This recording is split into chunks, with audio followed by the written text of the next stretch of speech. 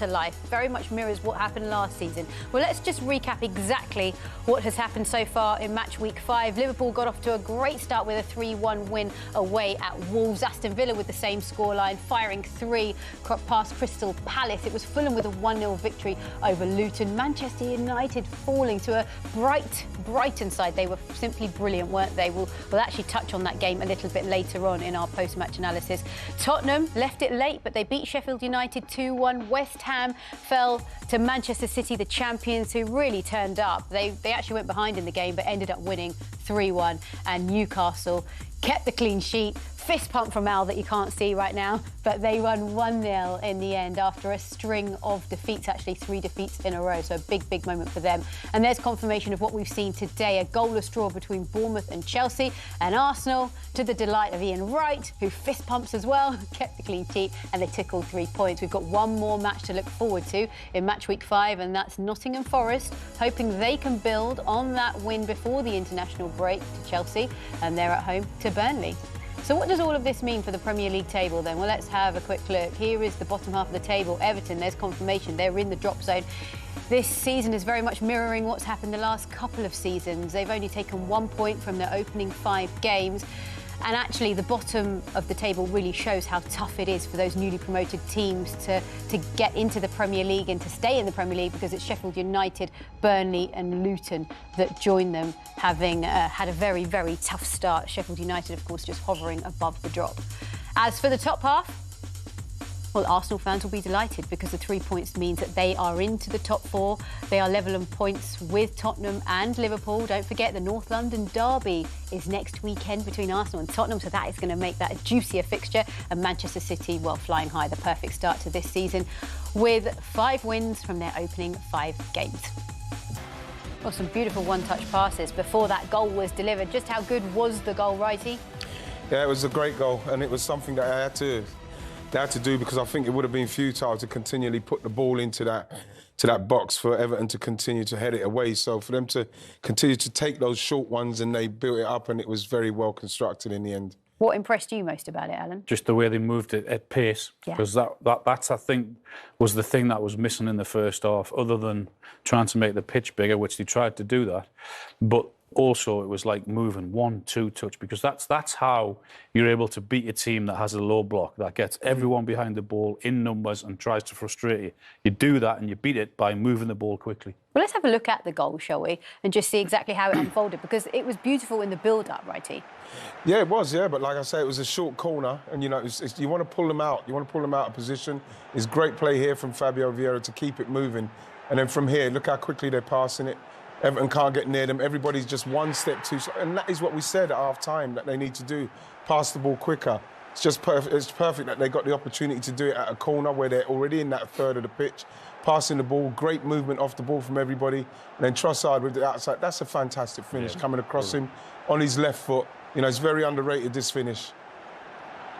Brilliant. And then open his foot. That's fantastic. Yeah. Brilliant goal. And from a defender's point of view, is there anything that the defence could have done better here?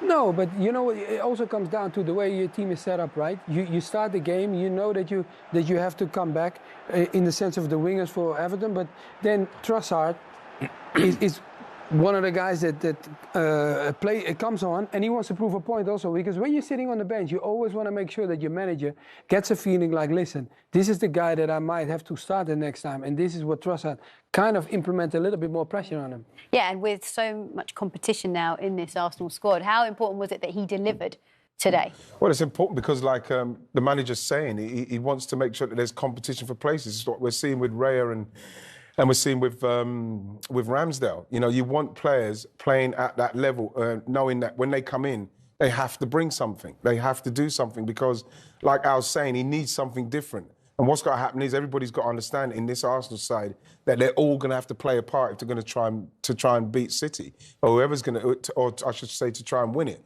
So people have got to come in and they've just got to focus on what they're doing the best they can. And if it's good enough to keep other people out of the team, then brilliant. But other than that, I believe that whoever's playing well at the time, the form, get in the team. Yeah, absolutely. I mean, it's interesting when you look at Arsenal now this season, it seems like they're finding to beat teams that perhaps might have been a bit more difficult in the past, but they have to have a plan A and plan B, and they've shown that they have that. Yeah, well, I think that's what we were trying to say before the game is that because they did really well last year, ultimately fell at the final hurdle. But I think a lot of people sort of expected that because of the size of the squad. But now he's got different options. Quality. He's certainly improved the squad, but he's also changing one or two things which he believes he has to do because they got so close last year that ultimately that wasn't good enough. So he has to go again and do it differently this time.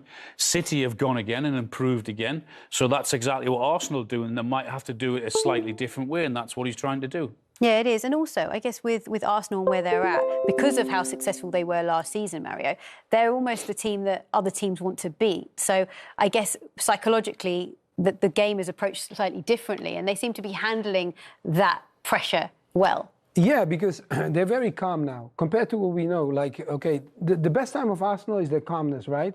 And when they weren't that calm was when they were not as balanced the way you mentioned the names already.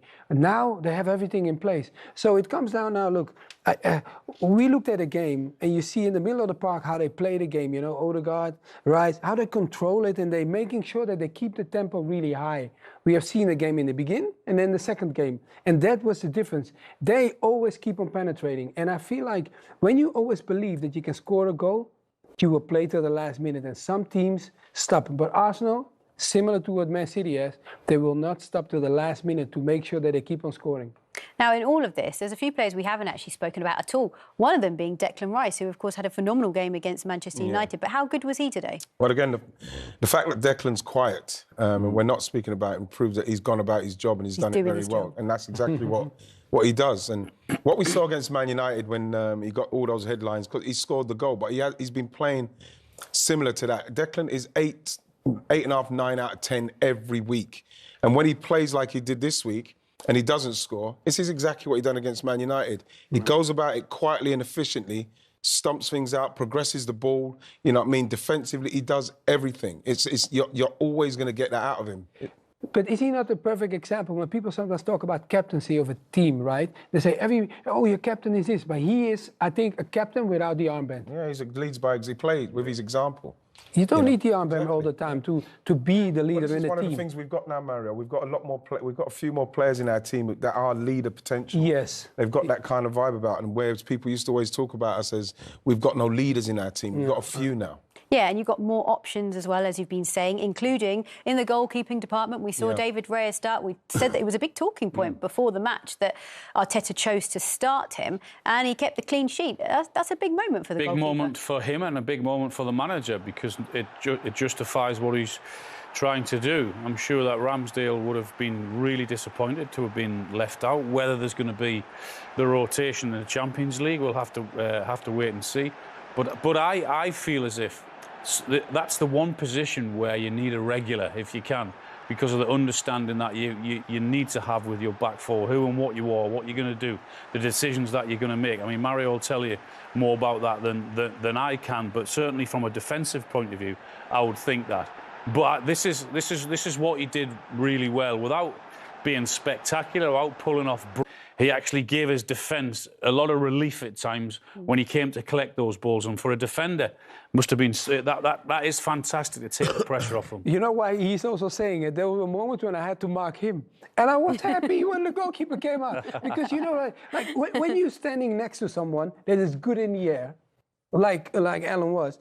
I was holding him really close to me, right? But the thing was, you were happy when your goalkeeper comes above you. You're like, oh, thank you. Thank you. Because you know you don't have to do that battle. Yeah. Because those are things where they are waiting for, and you are coming as a defender. No matter what you do, you want to make sure it doesn't happen. And I think what he just said, the calmness for the defense is always to have security behind you. And you want to make sure that the change, it's nice to give somebody the confidence and play him, but you want to pick one to play all the time. And I know what I was saying about, the familiarity. But if you've got two goalkeepers who are capable of coming and claiming those things, and that gives you that calmness. So then what you're hoping now is that it doesn't matter with the defenders which one of those goalkeepers they're using.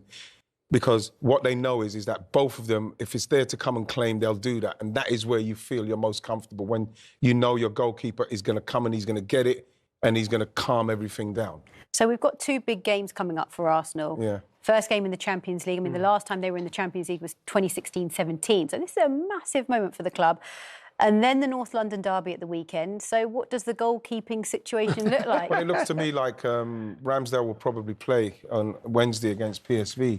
And then it will come down to then what Mikel's going to have to deal with now is every week, every other week now, people are going to be thinking, well, is it going to be Ramsdale or is it going to be Raya? You know, the main thing is that they're not different in the way they're doing it. So as it makes the defenders have to think differently.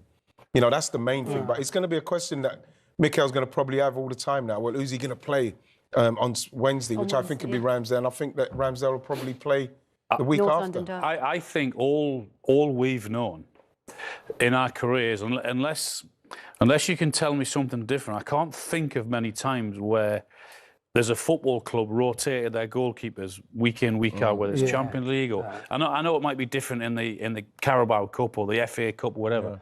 But in terms of the two most important competitions, the Champions League and the League, it'd be really interesting and fascinating to see what Mikel decides to do, whether he wants to, he goes for the method of trying to keep them both happy, which is going to be very difficult, or he says, no, from now on, you're my number one until you make a mistake, and then it's someone else's turn.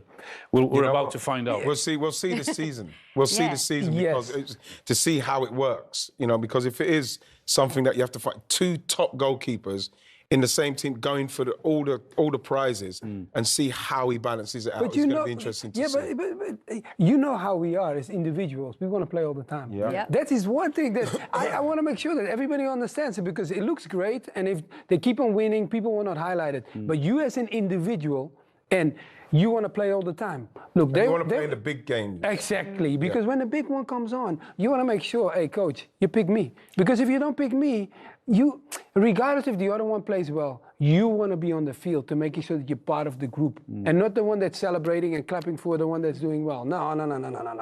I'm sorry, I don't want to be that. No. So, Mario, hello and welcome back to Matchday Live, where it's goalless at half-time. We have quite the record, haven't we, on this Super Sunday? Look, we're expecting goals in the second half. That's what's going to happen. But look, we did see a goal, didn't we, Wrighty? Yeah, we did, Martinelli scored, found the back of the net, but ruled offside for him. Yeah, it was offside. It's one of the things that annoy me more than anything in watching the football nowadays is when a player, like when we was offside out, one of the things they used to say to you is get yourself onside as soon as you can. And I think when you see the margins now, it's even more so. It's even more prevalent that you get yourself onside as soon as you can, because this ball can ricochet to you, and you've got to be in an onside position so as you can continue to play. Eddie's not done that, and we know what the margins are now. That's offside, so there's nothing to complain about. No matter, doesn't matter how close it is. Really, the fact is, if he rushes himself onside, the ball's come to, he'll be onside. Simple as that. Yeah, absolutely. Well, talk to me, Alan, about Everton's shape and how they've made it hard for Arsenal to break. Well, there's no surprise the way Everton were playing. We know exactly how they were going to do that. They were going to make it tight, going to make it compact, and they were going to try and frustrate Arsenal, and that's exactly what they've done. Look, they've got everyone other than one player behind the ball, and I don't care who you're playing. If you do that and you're organised and you get it right, you're going to be tough to beat, and it's going to be frustrating for the opposition. Because what you've got to try and do as the attacking team is you've got to try and make the pitch as big as possible. Is that you've got to have your two wingers, in this case Saka and in Trossard, basically getting chalk on their boots or paint on their boots, whatever they use nowadays, is that to try and make that pitch as big as possible and more difficult. But when Everton do get the ball, a better ball in there, in behind, then they're in. So, yes, Arsenal are having to work hard, but not without the dangers also with Everton trying to hit them on the break. OK, so what about from Everton's perspective? There was one talking point, Decore's penalty claim. What did you think? I didn't think it was a penalty. But one of the key things in this situation is like, OK, Decore and you have Gay and Onana, you think energy is gone, but look at this. When he dribbles that ball in, and you also see the way Arsenal stands, you know, like, you see that he leaves his leg there, Saliba, but he pulls it back. And when he pulls it back, you see that, no, he's not going to give it. But let me tell you something. We know in moments like this, it could have gone the other way around, and people would have been like, oh, this is normal. No, he pulled his leg back. Well, I look at when the decision that Newcastle got for them yesterday, when it was deemed as an inevitable collision. And the goalkeeper yesterday tried to get out of the way and stopped himself, very much like the defender did there, but there's still contact. I think they're I don't know, it's the consistency that you're looking for. I don't want to see that given as a penalty, but one's given, one's not. Yeah, I mean, yeah, that's the thing, isn't it? We keep revisiting this whole question of consistency. What about from your perspective, Wrighty? Well, you know, it's, again, like, what can you say? I saw the goalkeeper yesterday tried to pull out. I've just seen Saliba try to pull out. And, you know, this one's not given, that one's given. So I don't know. I don't know what to think anymore because I don't know what they're going to give. And that's what we're saying. We want consistency because we're on here trying to explain what should be and why shouldn't be given and why shouldn't. But we don't know because one's given and one's not. Yeah. As far as Arsenal are concerned in the second half, what is Arteta's team talk going to be? Well, it's going to depend on... I don't think there's any way of changing. Like Alan said, rightly, you know, we've got to get more width so you can get more space in between. We need more movement, need to pass the ball a bit quicker. We haven't had too many chances on goal. So we need to do those things, but we've got to stick to what we do. When this happens to Manchester City most weeks, what you see is their wide players go like that, right out wide and make the pitch as big as possible. They're patient, they don't panic, they believe in their system and they believe in their play and eventually it'll come good. That's what Arsenal have to do, I think. It also comes down to the way Everton is going to react, right? Because you're going to see their energy levels going to drop because they cannot continue to play like this because, you know, especially that's why I call the guys in the middle of the park. You know, they do a lot of work, Onana, Kay, and Nakure. They do a lot of work. And sometimes we don't highlight that because we don't always see it as much, but wait the second half, you might see them pulling back. Sees Liverpool here at Goodison Park. My name is Derek Ray, and I'm joined for commentary by Lee Dixon. And looking forward to bringing you action from the Premier League coming right up. It is Everton up against Arsenal. Well, thank you, Derek. Glorious atmosphere here. Really looking forward to it. The fans are too. The players look like they're up for it. This could be end-to-end. We could get goals today, Derek. And here's how Everton line up. Jordan Pickford begins in goal. Seamus Coleman starts with Luca Digne in the full-back positions. Alan starts alongside Abdoulaye Doucouré in central midfield. And in this tactical setup, they have just the one player in attack. Just the challenge that was required.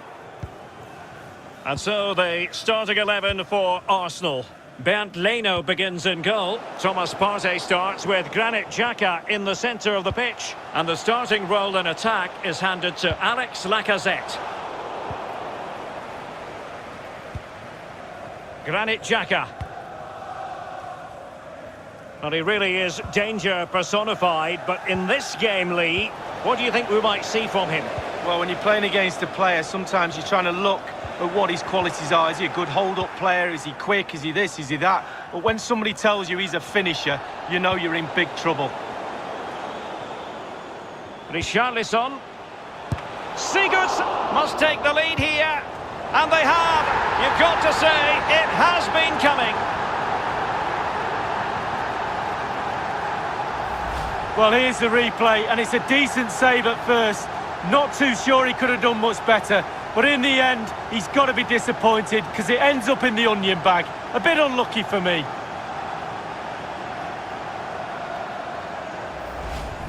The opening goal of the game then.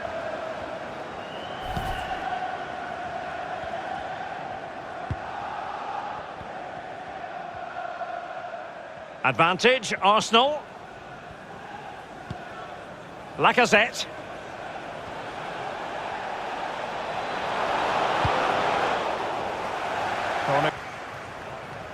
Well, space if he goes inside. This could be the equaliser. And it is the equaliser. Well, now, that could be a huge turning point in this game.